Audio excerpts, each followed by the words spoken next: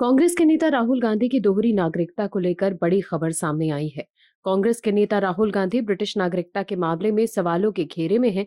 इस मामले को लेकर राहुल गांधी बीजेपी पर निशाना साध रहे हैं। वहीं अब कोर्ट के फैसले के बाद केंद्र सरकार भी एक्शन मोड में है। राहुल गांधी के नागरिकता को लेकर चल रहा विवाद एक बार फिर चर्चा में है। दरअसल ये विवाद नहीं छोड़ रहा है कि क्या राहुल गांधी भारतीय नागरिक ही हैं या ब्रिटिश नागरिकता से जुड़े हैं। राहुल गांधी पर विदेश नागरिक होने का आरोप सबसे पहले सुब्रमण्यम स्वामी ने लगाया था और अब कर्नाटक के बीजेपी नेता एस विघ्नेश शिशिर इस मामले को लेकर अदालत पहुंचे थे। वहीं इलाहाबाद हाईकोर्ट से केस सुना जा रहा है, लेकिन इसी बीच अब इसमें एक नया मोड़ आ गया है। इलाहाबाद हाईकोर्ट की लखनऊ बेंच ने राहुल गांधी के नागरिकता को लेकर चल रहे विवाद में एक ऐसा आदेश दिया जिसने देश के सियासी गलियारों में हलचल तेज कर दी। जस्टिस सुभाष विद्यार्थी की सिंगल बेंच ने केंद्र सरकार को इस मामले में पार्टी के तौर पर शामिल होने की इजाजत पहले ही दे दी है।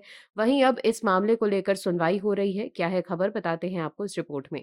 दर्शकों, इलाहाबाद हाईकोर्ट की लखनऊ खंडपीठ में सोमवार को राहुल गांधी के नागरिकता विवाद मामले में सुनवाई हुई। न्यायालय ने अपने पूर्व के आदेश के अनुसार मामले की सुनवाई खुली अदालत के बजाय न्यायमूर्ति के चैम्बर में की।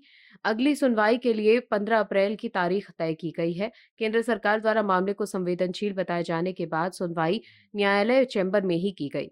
वहीं इससे पहले भी कार्रवाई के दौरान एक बड़ा मोड़ तब आया जब केंद्र सरकार के वकील ने कोर्ट में कहा कि गृह मंत्रालय के पास इस मामले से जुड़े कुछ अत्यंत गोपनीय दस्तावेज मौजूद हैं। इन दस्तावेजों की संवेदनशीलता को देखते हुए सरकार ने इस कैमरा यानी कि बंद कमरे में सुनवाई का अनुरोध किया, जिसे अदालत ने स्वीकार कर लिया। ये याचिका कर्नाटक के बीजेपी कार्यकर्ता एस विघ्नेश शिशिर ने दाखिल की। याचिकाकर्ता ने लखनऊ की विशेष एमपी एमएलए अदालत के 28 जनवरी 2026 के उस आदेश को चुनौती दी। उस आदेश में अदालत ने गांधी के खिलाफ एफआईआर दर्ज करने का निर्देश देने की उनकी अर्जी को खारिज कर दिया था।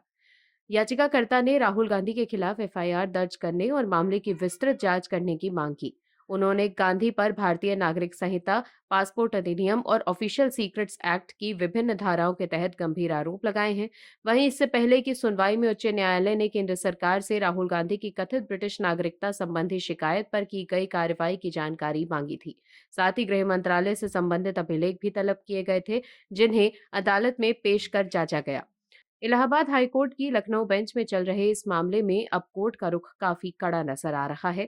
केंद्र सरकार द्वारा गोपनीय कागजातों को पढ़ने के बाद कोर्ट ने इस मामले में केंद्र सरकार की भूमिका को और भी अहम माना गया है। जज ने ये साफ कहा है कि अब केंद्रीय गृह मंत्रालय को भी इस केस में पार्टी बनाया जाए ताकि भारत सरकार के पास राहुल गांधी की नागरिकता को लेकर जो भी रिकॉर्ड मौजूद है उन्हें कोर्ट के सामने रखा जा सके। ऐसे में अब केंद्र सरकार भी इस मामले को लेकर फ्रंट फुट पर आ गई है।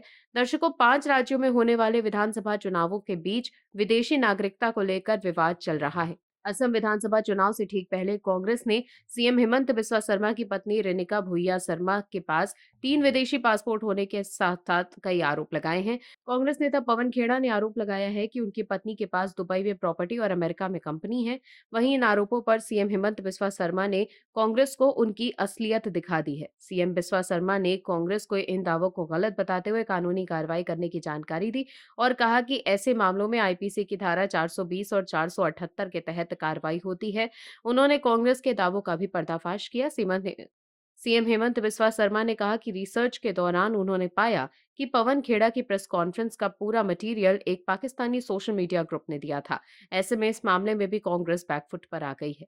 आप दर्शकों से विनम्र निवेदन है कि चैनल को सब्सक्राइब जरूर करें